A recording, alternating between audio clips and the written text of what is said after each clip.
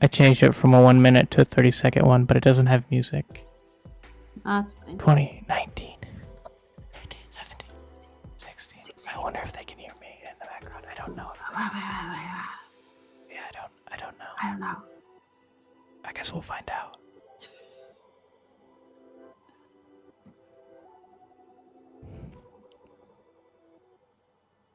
Hello and welcome to Let's Review with Beccah and Uttensio, the show where we review things.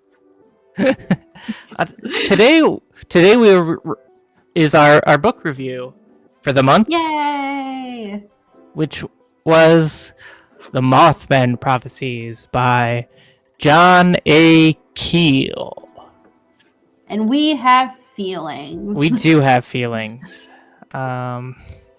So the Mothman Prophecies. Let's see. I had a thing here. Oh no, where did my book blurb go? I had a book blurb. I guess I'll read this one. West Virginia, 1966.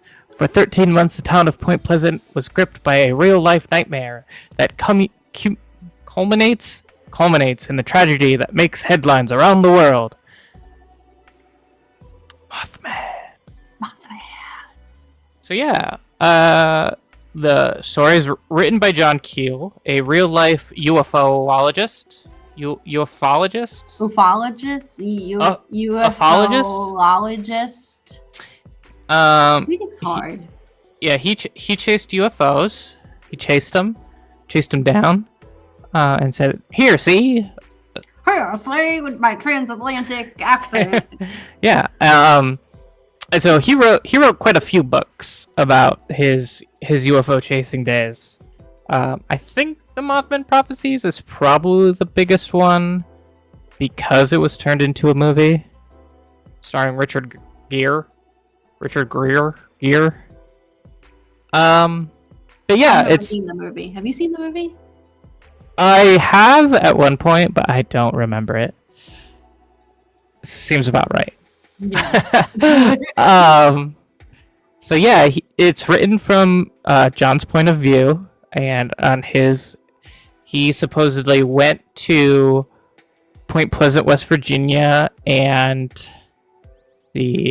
which is on the border of West Virginia and Ohio, right on the Ohio River. Mm-hmm. He stayed at a place in Ohio, it sounded like, by the book, and now I don't remember the town in Ohio. Gallipolis. That's correct. That's right. Did you just not want to pronounce it? Yeah. Yeah, it's one of those words that you just wait for someone else to say. Well, I listened to the audiobook, which is probably the only reason I finished this book.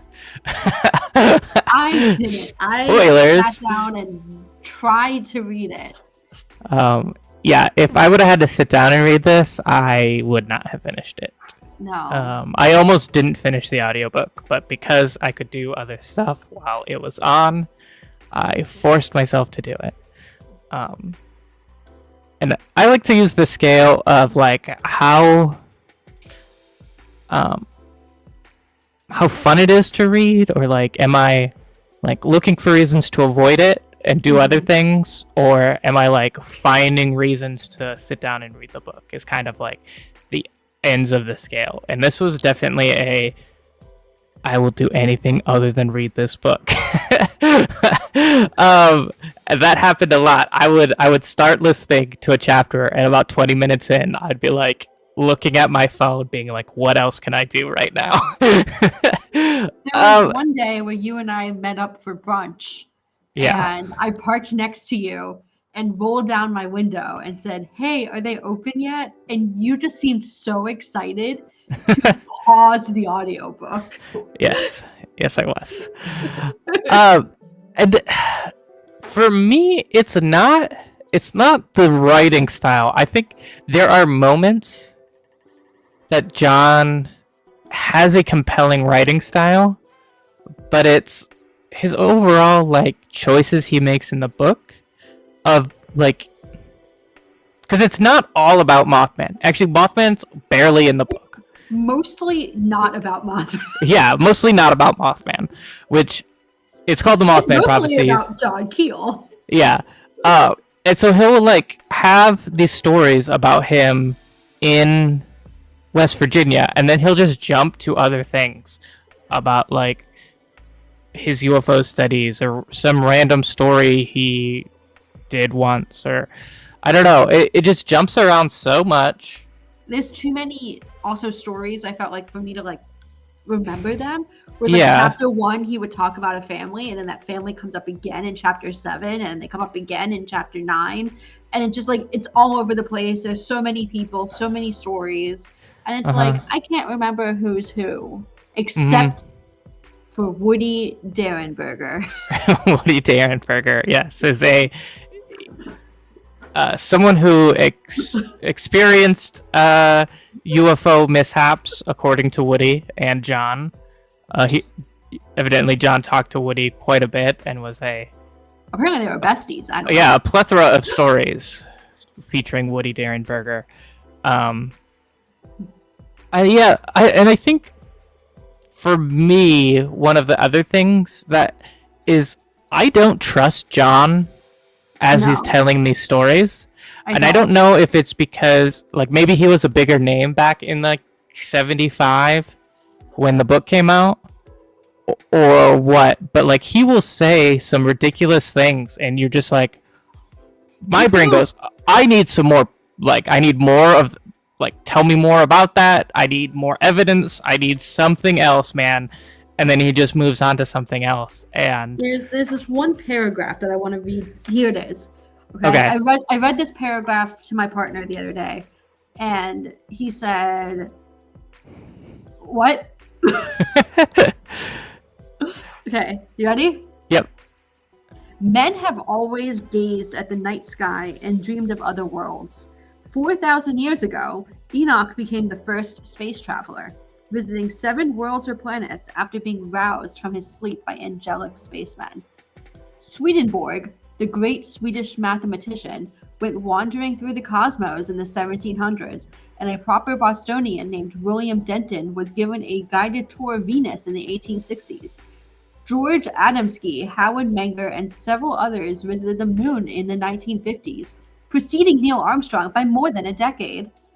Menger, a New Jersey sign painter, brought back some moon potatoes that looked like rocks, and they didn't cost the taxpayers a cent. Adamski, a California eccentric, found the backside of the moon rich in vegetation and water.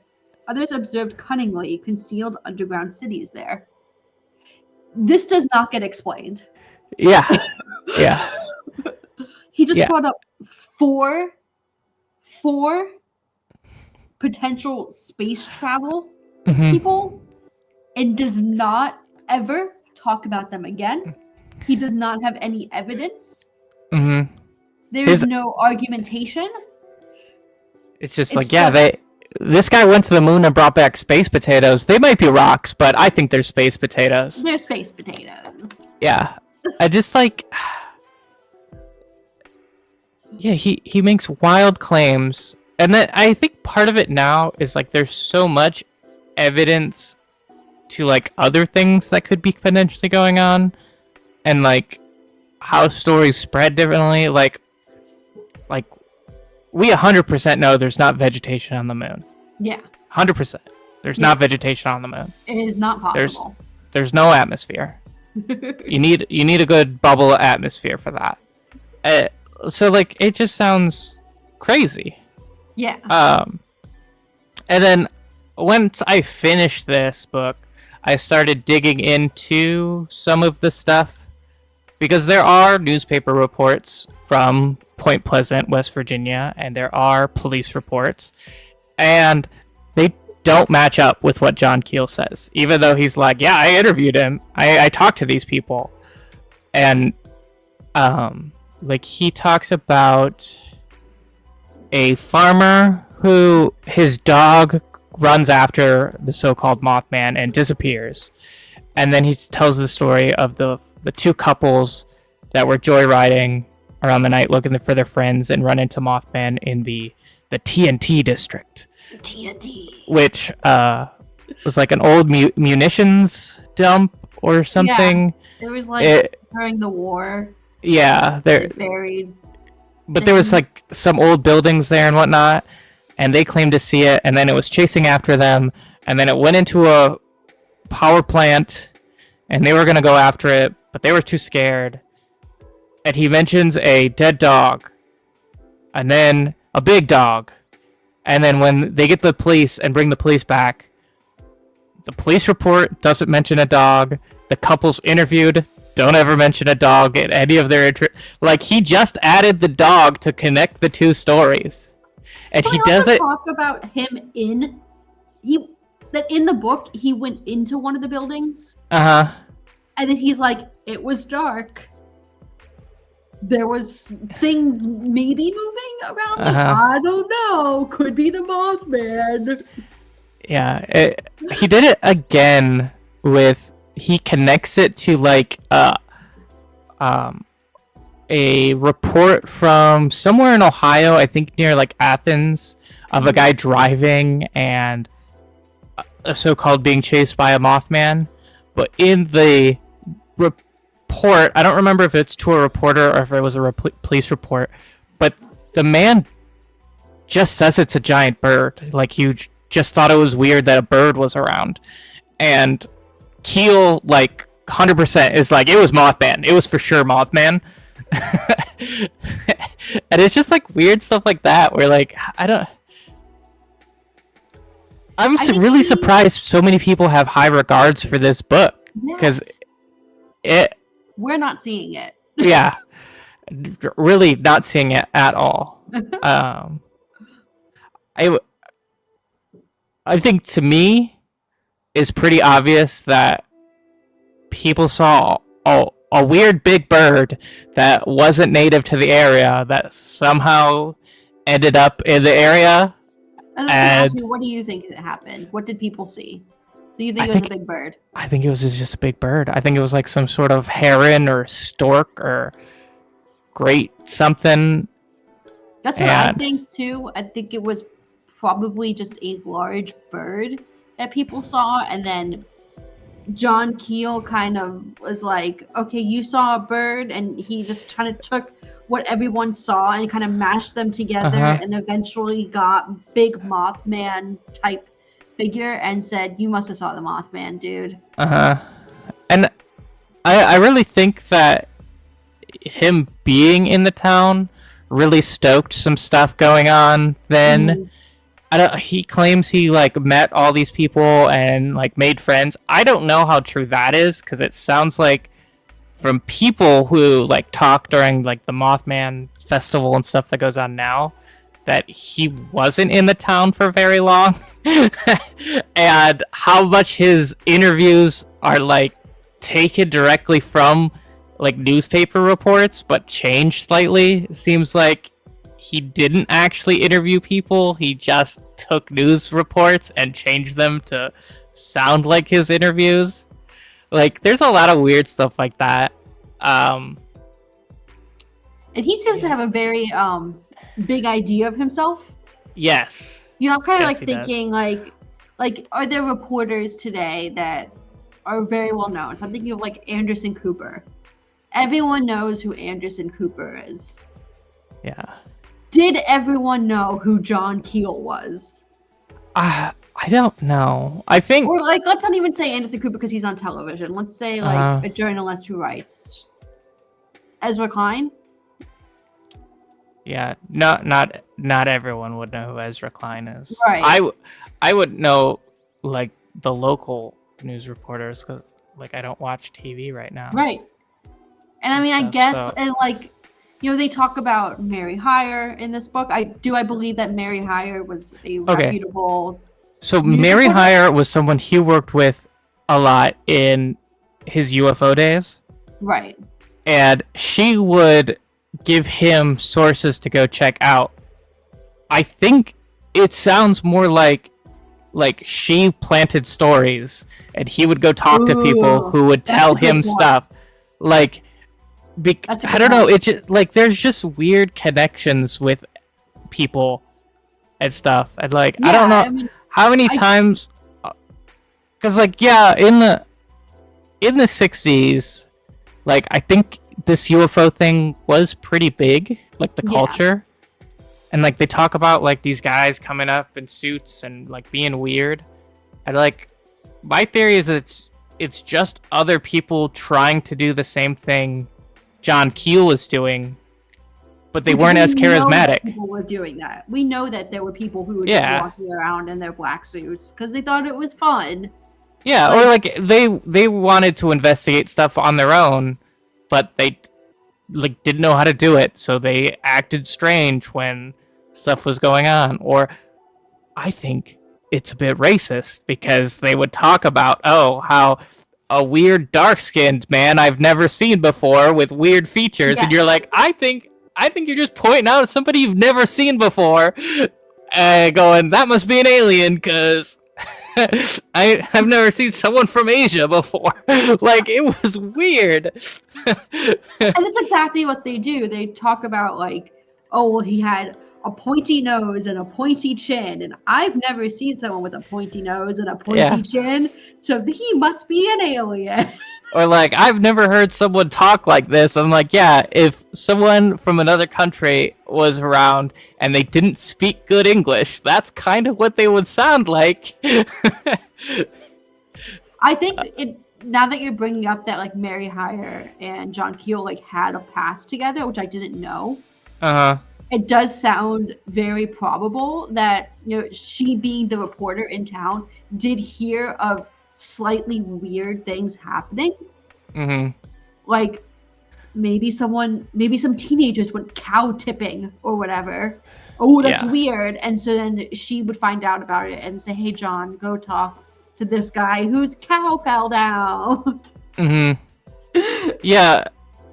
Or like, I some of the stories like would come directly from Mary, be like, oh yeah, my good resource Mary Hyre said such and such a thing and such a thing. I was like, she was in you a couple paragraph or chapters ago. You talked about how you guys worked together on this other UFO stuff. Like, she's in deep too. Like, I don't know how you can just believe stuff that she says and not go look at it yourself. But I guess if you're like good friends, then why? Yeah, I mean, I guess that's like if you told me. Like, if you told me that you saw something, I'd be like, oh, it must be true. Beccah saw it, because Beccah's my best friend. Of course I believe her. No, you'd be like, Beccah, that's bullshit. I think if you said it, I would be like, yeah, that's true. But if I said it, you would be like, that's bullshit. Probably. Oh, there was something else that was weird. Oh, shortly after some of the first reporting came out, a local high school then reached out to the newspaper reporters and talked about, oh, we've been launching weather balloons to do this experiment, and like this is probably what you guys saw, like weird lights and stuff in the sky was things reflecting off these balloons. Like an actual high school like science team like reached back out to the papers to tell them like, oh, we're doing this. Like, so if you see weird stuff in like, it could be this. And multiple times John is like, yeah, I saw these weird lights in the sky. I have no idea what they'd be from. And then they would like glow red and then disappear. And like, if I tried to check them out about something reflecting, like I couldn't get over there. And I was like, yeah, it's obviously reflecting off of these balloons that this high school is keeps launching. Like, and like weird stuff like that. Like, how much research did this guy do when like he hasn't even talked to like the local science team to see, like, especially when they're reaching out to the press and being like, hey, we're doing this thing, weird stuff. You see it? It could be us.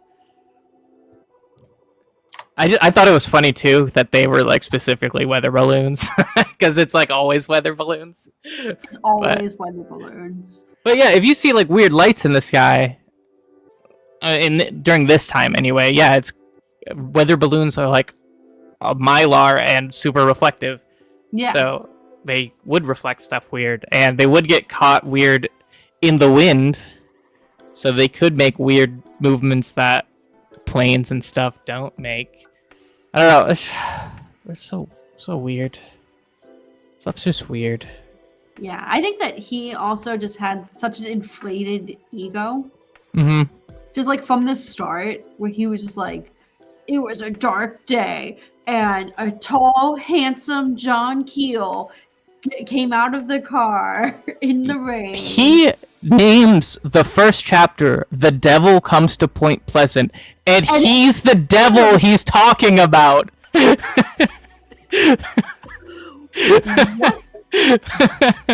Dude. Yeah. Yeah, so that's kind of like the ego on this guy is like I thought that was really, because I didn't get it until like multiple chapters in of like, oh, the guy he was talking about in the first chapter was him. It wasn't just like a random weird thing that happened to people. It was him. I like read right through it. That's a weird experience. And like, who did he talk to get this thing? Oh, that's John. He described himself exactly like that. It reminds me of when I was in 4th grade and I had to write like narratives. Mm-hmm. I had to write like short stories for school, and I would always be like, and a happy-go-lucky Uttensio. Yeah. It's just, it's so weird. Oh, and like he does a thing multiple times in the book that I really hate, which is attributing things we know that Native or First Peoples have done in the Americas to potential extraterrestrials.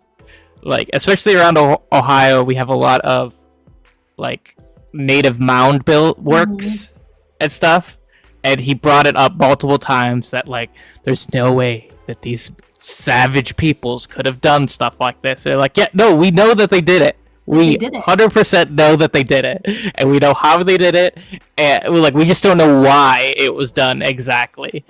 And it's like he does it multiple times for multiple different reasons.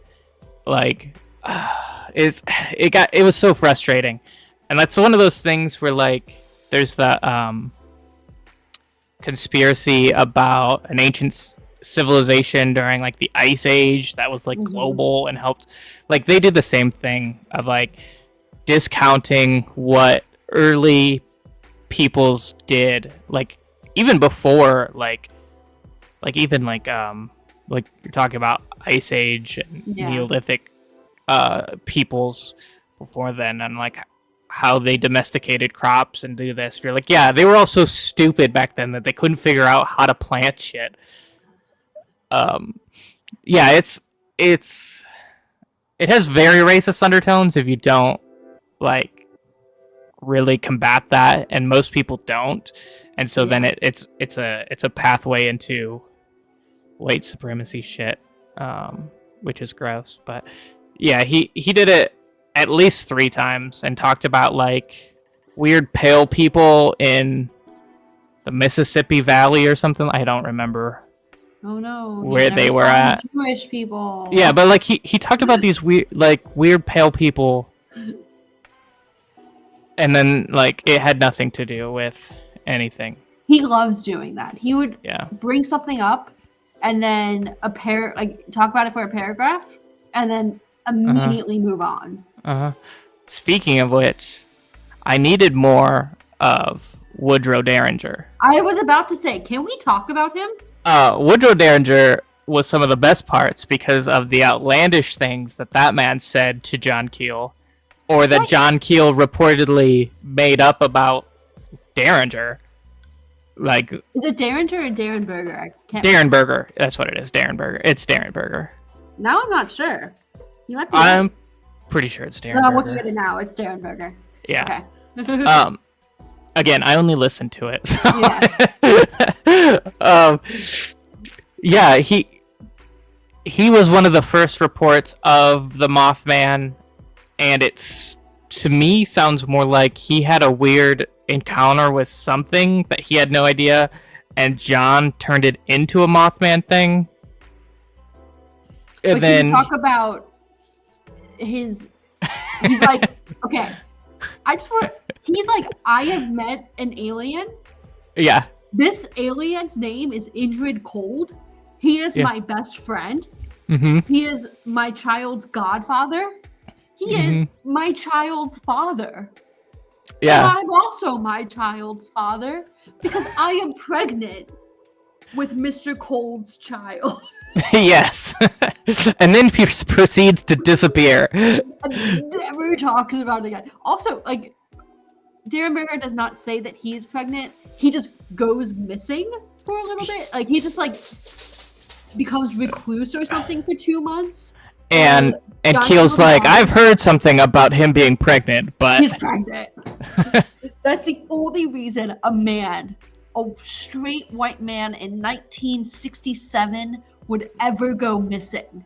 Would ever not pick up the phone. Not missing. He might not even be missing. Just not picking up the phone. Yeah. Must be pregnant.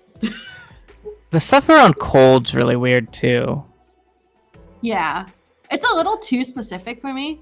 Well, and then, like, there's parts where Keel talks about, like, normally when with these alien encounters, they take names from the ancient Greeks or biblical references or something like that. And Cold doesn't do that. So I'm like, well, okay.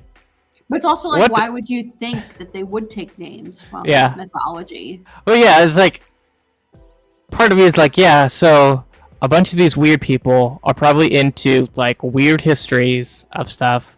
And so when they want to sound exotic, they pull the weirdest name that they've ever heard of from. And it's...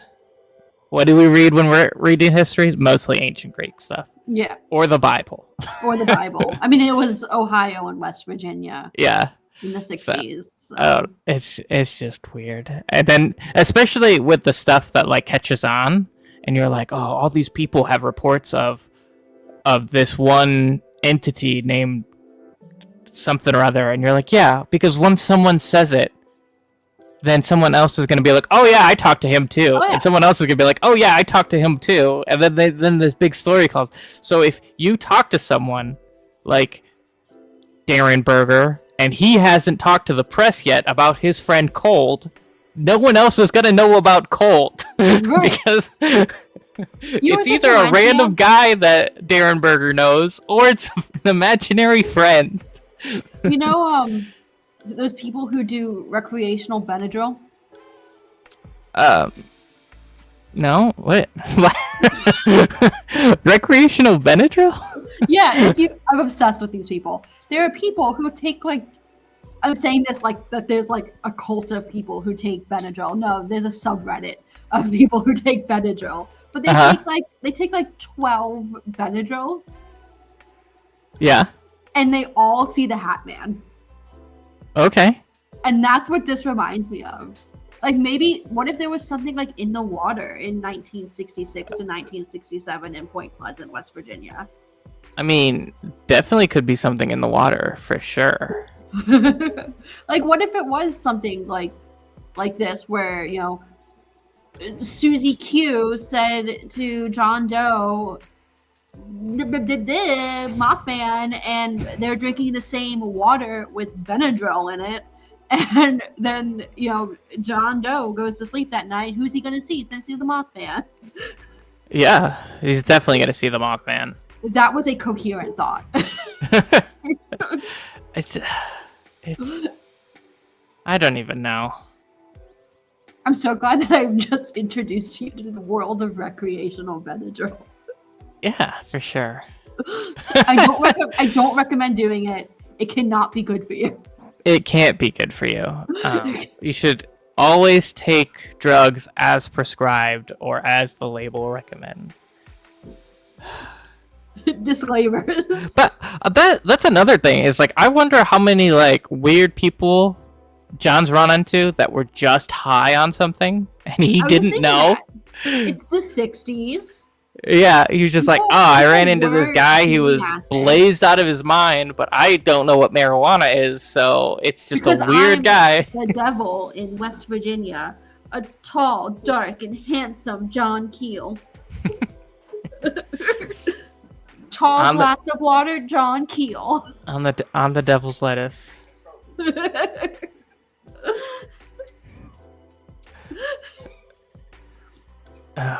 This book, honestly, I think it's more fun because you and I were like talking about it while reading it. Oh yeah. Like we would just like text each other like, "Did you read this? Did you?" Yeah. And that kind of made it like fun to keep. I had to immediately text you when I heard the Mpreg stuff. I was like, what? And that gave me a little bit of energy to keep reading. And then I got to it, and the Mpreg is 2 paragraphs. One of those paragraphs is Woody Derenberger is pregnant. That's the whole paragraph. And then he never touches it. Yeah. Just drops it. I know that we talked about, so I didn't finish it, I will admit. We talked about me not finishing it. I think I'm going to. A coworker lent me his copy, and he was like, "This is one of my favorite books." A close friend of mine. One of his favorite books? He spoke very highly of it. Has he only read like 3 books? I don't think so. He was like, and he was very sincere. He was like, a very good friend bought me this copy. That friend has since passed. This means a lot to me, and I'm excited for you to read it. And I was like, oh, thank you so much. So I feel like I have to finish it. I can see, like, if you're really into this kind of stuff and you fully believe, like, this could be interesting, but like, I'm just and like this coworker is from Athens, Ohio. Okay. So which is supposedly one of the most haunted places in America. It's like one of the most haunted places in America, one of the places with like the most extraterrestrial sightings or whatever. Which happened on Wednesdays, evidently. Which also, I just wanted to bring that up. He's like, it happens on Wednesdays, and it was like 18%. And I was like, dude, you gotta take like a standard deviation. Like, I need some statistical analysis. Yeah, there's no statistical analysis done on that. Number was just bigger. So, like, but this coworker, like, he's there, he's in Mothman territory. This coworker also has a past of going ghost hunting. Okay. Where he has gone into some of the most haunted places in Ohio and he fully believes that he has talked to ghosts and met them. He told me that he has brought things home with him and he like never wants to go ghost hunting again as a result. So he is like full into this. Okay. I can see someone like that very much more enjoying this story because it is a lot of just trust me, bro. Yeah, there's a word for that. Bias. I don't know. I keep wanting to say consumer bias, but it's not consumer. But like, when you hear things that corroborate your view of the world, you're more likely to believe it than things that would go against that and like that. And that's very much this book. This book is just a bunch of like weird little stories of like, this thing happened, and oh yeah, for sure this thing happened, and I was with 3 other people and we watched lights dance, and then they disappeared and turned into planes and flew away, and you're like, okay, all right, it sounds like you guys were on drugs. I went into this book. I believe in ghosts. I believe that there are aliens. I don't think they've ever come to Earth, but yes, I believe that there are other living beings in the universe because it doesn't make sense otherwise to me. I would love to believe in a Mothman, but I don't. I love the idea of a Mothman. Yeah, So I went I into this think book like kind of like halfway between skepticism mhm, and like wanting this to be real.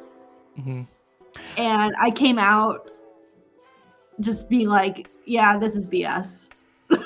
yeah. Yeah, I would say that statistically, I think some sort of alien life exists out there. I don't think they've ever come to Earth for any reason. The same Um, reason that we haven't gone to gone Earth, where anywhere. it's like, Yeah.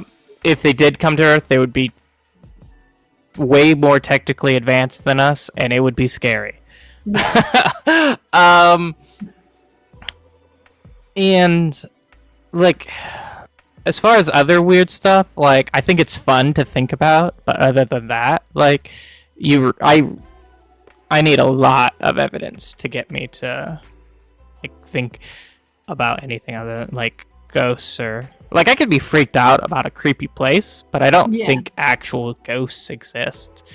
Um, could evidence convince me? I I would like to believe that. I don't know what that evidence would be, but I would like to believe if something very yeah, substantial happened, that I'm open to ghosts existing and Mothman existing and Bigfoot existing. But the evidence is just not there for me. Um, but you tell me a cool story with the Bigfoot in it, I'm down to listen to that. yeah. I'd be like, oh yeah, that's pretty cool. You want to tell me an MPreg about Mothman? I'll listen. I'll listen all day to that, enthusiastically, even. Yeah. It's and like I was really hoping like I don't can know tell you what. about a funny thought I just had. Yeah, go ahead. I just thought about Mothman impregnating Mike Pence, Oh, and that was just like a really funny like okay. thing that popped in my head. I just wanted to share that. I didn't with know you. Mike Pence lived in your mind so often. I was like, who is the most boring person I could think of? Mayo Mike. It would be just like the conversation he'd have to have with his wife about being pregnant. He'd be like, "Mother, I have to tell you something." And good for them. Good for them. Be a good addition to their family. Maybe Yeah. it'll give him some purpose. As far as going into this book, I didn't really know what I thought it'd be more coherent for one. I thought Yes. it was more of a journalistic look at all the events that happened in this town around the time, and I kind of hoped coming out of it I'd be like a bigger Mothman fan. But there's just not enough Mothman in a book called The Mothman Prophecies. And The Mothman Prophecies. And, there like- were no Mothmen, and there were no prophecies. the prophecies are an afterthought. It's just like the Mothman disappeared after this bridge fell. So we think that he was trying to tell us about this bridge failure. And you're like, that's it? It's not even a prophecy. That's just No. like That's an it's omen. happening. That's a Mothman omen. Like, But that doesn't roll off the tongue. it doesn't. Do you like Yeah. my Mothman sweater? Uh-huh. If you're listening, you I can't love see that. it, but I am wearing a Mothman sweater today, Mm-hmm. and it makes me so very happy. There's the silver bridge is on it, Mm-hmm. which is the bridge that fell with the Yeah. Mothman. I am glad that in all this, like, Mothman didn't do anything to the bridge. No, He was trying to warn people about yeah, bridge. he was Bridge warning them bridge not. failed because people are bad at their jobs Mhm. and didn't keep it up correctly or didn't I think inspect that it. failure, I want to say, was because of the eye beams. Not the There were- eye beams that you're thinking of. I'm thinking of like the eye and socket. The Yeah, there hangers. was some one of the because it was like a cable and it had like a bunch of I think was it a cable stay? Sorry, bridge no, I don't nerd. remember. I feel like the story I heard was that a support cable. The I-bar chain suspension bridge. Oh, okay. It was some sort of support thing broke, which then I-bar. cascade failured. We no longer design bridges like that. Yeah. So yeah, an I-bar support thing. Yeah. Yeah. But not I like the letter I like as in like it's a circle with like a thing coming out. Yeah, like in, your eyeballs. It looks like an eye hole. Yeah. An eyelet. Yes. That they should come up with a better name for that then, because eye beams exist and eye bars. Like you can't have two things that are homophones. Yeah. I guess if everything's like written out in designs, I guess it's not that big of a deal. I'll write a letter. Yeah. Yeah, if only we knew someone who did work in this sector. Yeah,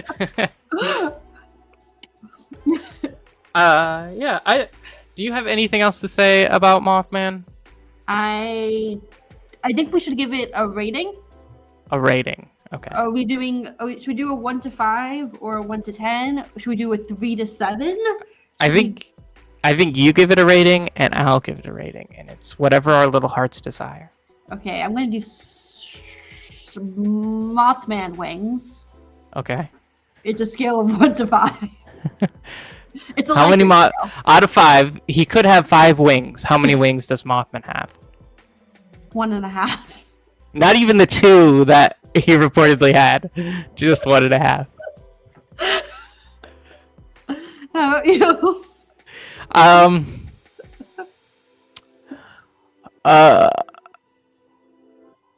Realistic rating in my scale of wanted to avoid it at all costs to needed to find time to continue reading this. I wanted to avoid it at all costs. In a funnier thing, I give it 1 blazing red eye out of a potential 8 red eyes. I don't know how many Mothman eyes he could have had. I think 2. But 1. And I only give it 1 because I finished it. It's really close to a 0. Like, it's really close to a do not finish. Like, I think we talked about this a couple of days ago, and I was like, if you can't finish it, do not feel bad. That's a valid rating, is do not finish this book. But again, like... I also want to bring up that I have been snowed in. Oh, yeah, we've been snowed in for like... 4 days this week. Yeah, we got a crap ton of... I got out, and like I still could not read it. 18... What is it, 18 inches of snow or something like that? Yeah. Yeah. Like, and it's still like negative degrees outside. Yeah. So, yeah. So you have had reasons to sit down and read this book, and you I was on vacation. I was just sitting in a hot tub for a little bit. Could have been reading. I didn't. Yeah, you had better things to do. I had better things to do, like sit in a hot tub and think about how nice the hot tub was. And again, this book could be for somebody. I am not the person for this book. There is I would like to believe that every type of guy that I can think of, there is a guy in the world for that. And so there is a guy who, this is his favorite book. Well, you know a guy where this is their favorite book. One of his favorite books, yeah. Yeah. I recently thought of a new guy. Are you ready for this? This is a new type of guy. Okay. A guy who only eats food from IKEA. Only eats IKEA food. Okay. New guy. This is a guy that only eats McDonald's because he's afraid of being poisoned.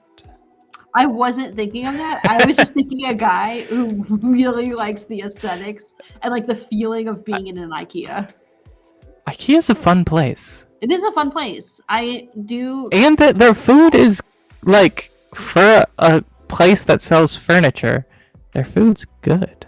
I do have a bottle of like the lingonberry juice in my closet. Oh yeah, that's pretty good. Yeah. Maybe I'll bring over a bottle of lingonberry juice. Yeah. We'll mix it with vodka and call it a Mothman.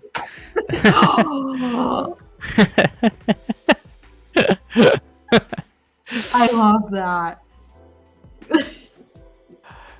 um. Yeah, I guess that ends our chapter on the Mothman. Yeah. Not great. Not great. Like, yeah, and John Keel. It has a 3.5 on Goodreads. If anybody cares about Out that. of 5? Yeah, so it's. He's buying. I know he's dead. He's buying reviews. Well, and I think some people gave this 5 stars. It's really just how. There's a 5-star review from Peter. He says, Ooh. "This is really eerie and uncanny." Thanks, Peter. Mm-hmm. Amusing, well-written, crazy that veers into nightmare fuel. The movie is a watered-down adaptation of Disney's Hunchback of Notre Dame. Okay. Interesting. Can I tell you about some media that I'm currently consuming that I'm loving? Yeah, what are you consuming that you're loving? I am playing Tales of Arise. Okay. So I love the Tales series. Mm-hmm. But this one is so good. Okay. The story. So one of the things I love about Tales is that the stories are always so well written. They're always like these really like interesting stories, except for Tales of Zestiria, but that's a whole other thing. But they all come back to the working class needs to revolt. Oh, so this is like right up your. Yes, and this is like, you start off, you're playing. It's always like you start off playing as someone who's like the lowest caste, but they're secretly like savior of the universe. Nice. And so that's like what this happens. You like start off, you're playing, you're a slave. Uh-huh. Secretly, you're gonna save the whole world. And it's like every time that you think the game is about to end, you find that there's a class above that is just oppressing more and more people. And you gotta take them down. You gotta. No oppressions here. Mm-hmm. I'm almost at the end. It's so good. Is this series of games like Final Fantasy, where they like share a name, but they're not in like they're all in different universes or different? There's some that connect, but not all of them. Okay. So like there's also common names that they'll use in them, but they don't necessarily mean that there's a connection between them. Okay. Cool. Should we introduce our book for next month, or do we save that? Okay. You chose it. Yeah, I chose the book for this month. We're gonna go away from real life and pick something of the fantasy genre. Yay! And I've chosen The Wizard of Earthsea by Ursula K. Le Guin. It's not. I would say it's a young adult. Before young adult was a an actual like Barnes and Noble classification, and people wrote specifically for young adult. It is about a young sorcerer, goes by Sparrowhawk, and his journey to becoming a great sorcerer. And that's kind of where I'm putting it. Ursula K. Le Guin's one of my favorite authors. And I know I've read this book before. I haven't read the entire series. I may after this reading, depending on how I feel. And I don't really remember as much as I feel like I should about this story. But it came up again in talking about a retrospective on Harry Potter and how reading Harry Potter again as someone who is literate in like books and media, it's kind of a terrible book. Like it's not written well. It's like and, great idea, poor execution. Yeah, and like the more you think about it, the poorer the execution is. Yeah. Like someone pointed out to me the other day while we were talking about this is that no one changes. No one goes through any arcs. Harry Potter starts out as a jock at Hogwarts and ends as a police officer. He doesn't change at all. Nothing about the magical world changes. Like he's the type of guy that the kids who were reading Harry Potter would have hated. Yeah. Like I don't know. And also Hermione gets made fun of for there's an entire arc about slavery that Hermione goes through and no one gives a shit about it. She brings up good points and everybody's like, it's how things are. Moving on. And by the end of the book, it's still how things are. End of the series. Yeah, so this was brought up as a counterpoint of like, you know, you're gonna go through not only a magic system that like has consequences and like who can learn spells and why are spells more powerful than others, like something that the Harry Potter series doesn't touch on at all. They never touch on it. Yeah. That and like what it actually means to like be a sorcerer and like go through this journey. So it does have a bit of a magic school in it, so there's a little bit of that to kind of compare it to as well. And it's written by a really good author. She has really good points to make.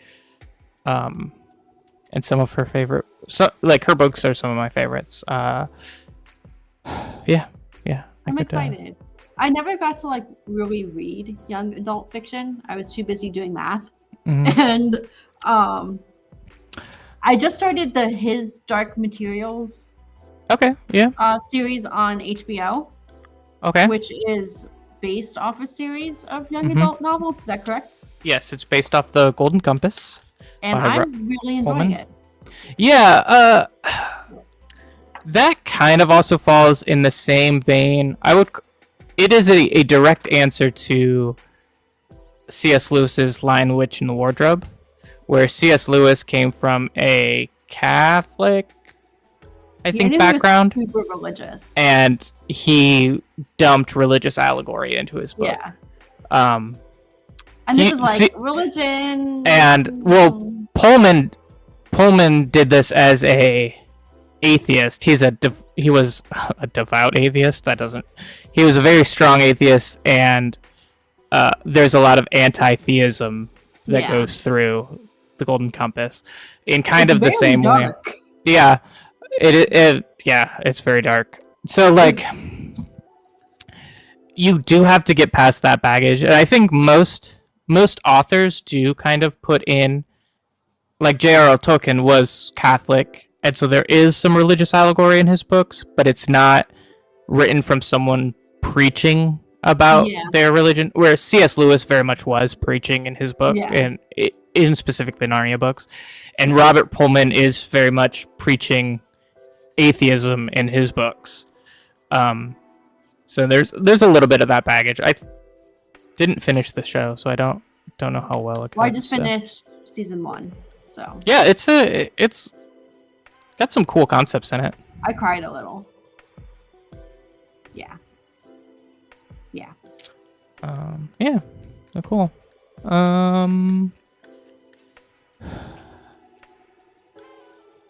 Do we want to do a movie for next week?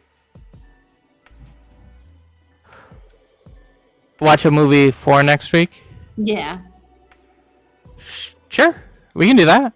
Do a movie in the next week? Yeah. I mentioned the movie earlier and I forgot what movie. You might. Yeah, we were talking about watching Casablanca. Yes, thank you. Casablanca. Classic movie that I feel like everyone should watch. And I've never seen it. It's a great classic movie. Many people's favorite movie.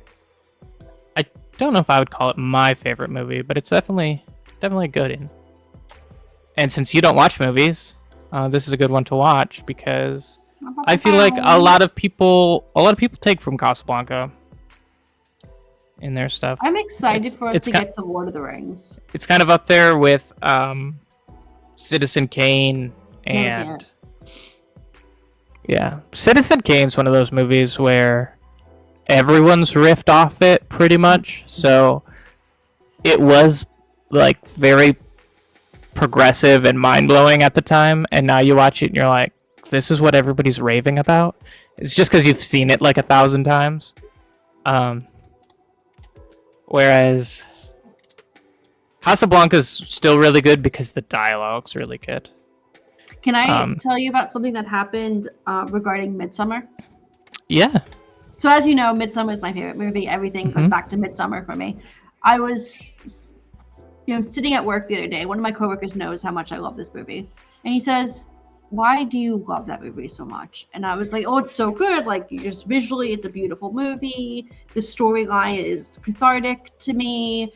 I really identify with Dani and some of her struggles that she's gone through. I just really love the idea of this, and that like the ending is very open-ended. And we're talking about it." And he says to me, "You know what movie I love? Dumb and Dumber." And I said, "I have seen Dumb and Dumber. That is a movie I saw." I had a coworker who was obsessed with it. So he went out, bought another copy of it so that I could go home and watch Dumb and Dumber on DVD. I went home that night, watched it, came back to work the next day, gave him back the DVD, and said, "I hated this." Yeah, it's not only is it of its time, it's also a very specific type of humor. And my coworker the other day to me said, "What Midsummer is to you, Dumb and Dumber is to me." Wow, that's a choice. Nearly threw up. I like Dumb and Dumber in the fact that there are moments in it that are endlessly like requotable in like you can use in your everyday life. And some parts make me laugh, but I wouldn't put it anywhere near my top 20 movies. Probably not even top comedies. This coworker also told me that one day he was in a hotel room and was changing channels and went to HBO and saw Midsummer, and he caught like the second half, like after the Atestaba scene, and he was like, there was just something mesmerizing about this movie. I did not enjoy it, but I couldn't look away, and I was like, that's the movie. Speaking of Ari Aster, I watched his latest movie, Eddington. I haven't seen it yet. I heard it's not that crazy. Good? It goes places. I enjoyed it. I mean, it's like a COVID story, right? It is a COVID story, and it's the two characters on either side of the COVID thing. There's a liberal mayor who is, wearing a mask, and he's abiding by what the state is doing as far as like lockdown and everything, played by Pedro Pascal. And then a very red conservative sheriff who is definitely in the conspiracy pipeline, who doesn't think COVID is a thing. Well, he doesn't believe that it's in their town, so he thinks all the lockdown stuff's pointless. And so like the big part of the movie is them two kind of fighting, and it's kind of internal politics, that sort of thing. It's the first half of the movie is very heavy in that, and like if that sort of stuff, because it could be traumatizing for people. Yeah. like it could like if you have bad memories of any of that, I would say don't watch the movie because it is heavy in that kind of thing. Where like people are like getting violent with each other over these sort of things and stuff like that. But it takes a turn. How many heads come off of necks? I'm not going to answer that question. Is it more than 0?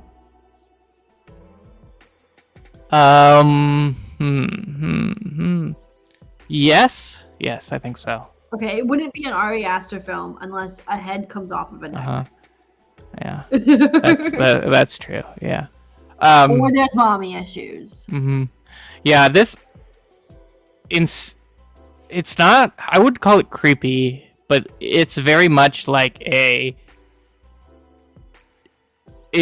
has to be him like dealing with the trauma of that time in COVID. Yeah. Like there's a BLM subplot in it. There's like everything that was really heated of that COVID lockdown era, with some stuff that have carried on since then with like ICE protests and stuff like that, is very much in that movie. I'm kind of maybe it's because of the ending. Like it takes a turn. I don't want to say too much, but I think it's the second half that is what threw people off of it, because it does go down a path that only someone like Ari Aster could go, I think. Yeah. And make it. Yeah. So I love that. That man is so messed up, and I love him for that. I think you should watch it.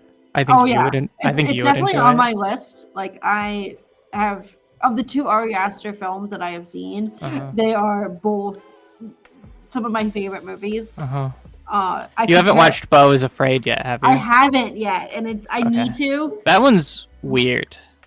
That's what I've heard. Very much different. Like, I would say Eddington's probably closer to the Beau is Afraid style, because Beau is Afraid isn't really a horror it's just movie either. It's just about a guy. And it's just kind of unsettling the way he does it. Yeah. I would say the same thing about Eddington. Like, he's very good at really making every scene super tense. Yeah. Where like Midsommar and Hereditary are scary.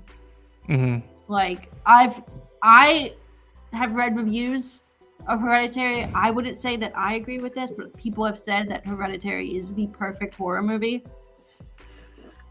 It's a good horror movie, yeah. I don't know if I'd say perfect. I think perfect's hard because horror is a different thing for everybody. Yeah. You know, a person that's super into slashers, I don't think would enjoy Hereditary as much. Yeah, I think it's very like, you have to go into Hereditary knowing that you're going to think about it the week after.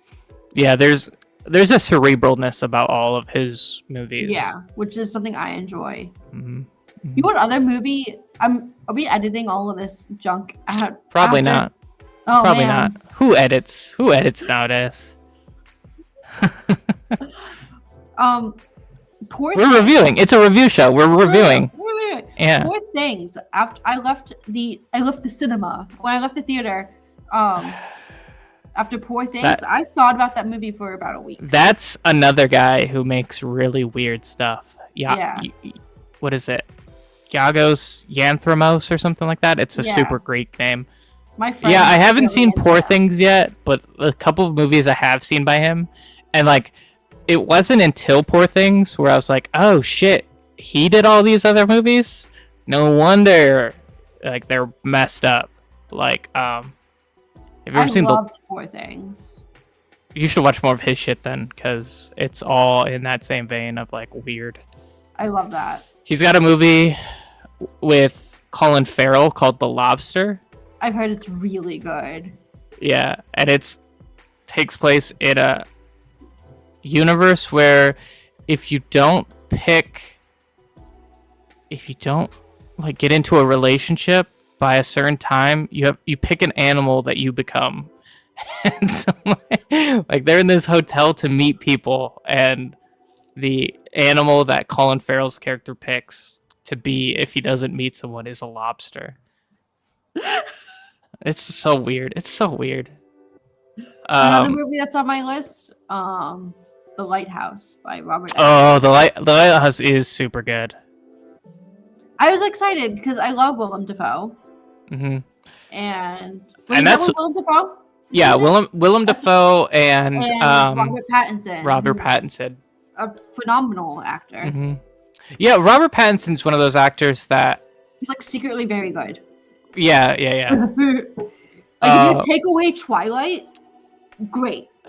And like, I should have not held Twilight against him because there are other actors and actresses in there. So, like Kristen Stewart's like has put out some really good stuff too. Yeah. And like Martin Sheen's in Twilight, and he's a great actor. Yeah. And there's a bunch of people, and I was like, just everything about Twilight sucks. That's what you get when you make a. Oh, you know what? I was gonna say when it's a fan fiction, but 50 Shades of Grey is the fan fiction. Correct. Robert Eggers did The Lighthouse. What has he also done? Oh, he did The Vivitch. The Vivitch. And Nosferatu. Oh, and The Northman. The Northman's really good too. I really like The Northman. My film friends are very big Robert Eggers fans. Mm-hmm. Yeah, he's got some cool stuff. And you like The Vivitch, right? I did like The Vivitch. I enjoyed it. Yeah, I think about it every time I see Butter. Yeah, he's a very cinematic director. Mm-hmm. And The Lighthouse is very much that. There's some like when I was watching The Vivitch, I was kind of like, I love how we're still calling it The Vivitch. That's how it's spelled, okay? It's spelled with two V's. I couldn't look away, even though like not much happened. Mm-hmm. But I just could not stop watching it. Like my eyes were glued to the screen. And every time I make a choice, I go, do I want to live deliciously? Do I want to live deliciously? Yeah, I do. Yeah. And then I make a choice. All right, Miss Smiles. I think it's time for me to live deliciously. Okay. I'm stinky. Yeah, I gotta go to work early tomorrow, so Boo. I'll probably stay up until like 2 or 3 instead of my normal time. So. No, go to bed. Okay. Well, I will see you later. Should we do a sign off? Signing off. This has been Let's Review with Beccah Smiles and Uttensio. Catch us next week when we go to review Casablanca. Blanca Casa. Yeah. Bibbidi boo. And maybe read Mothman, maybe don't. Depending on how into spooky creatures you are and UFOs. If you already believe, it's probably a decent book. If you don't believe, it probably sucks. We give it 1 Mothman claw out of 5. Yeah. Do. Bling. Bye. Bye.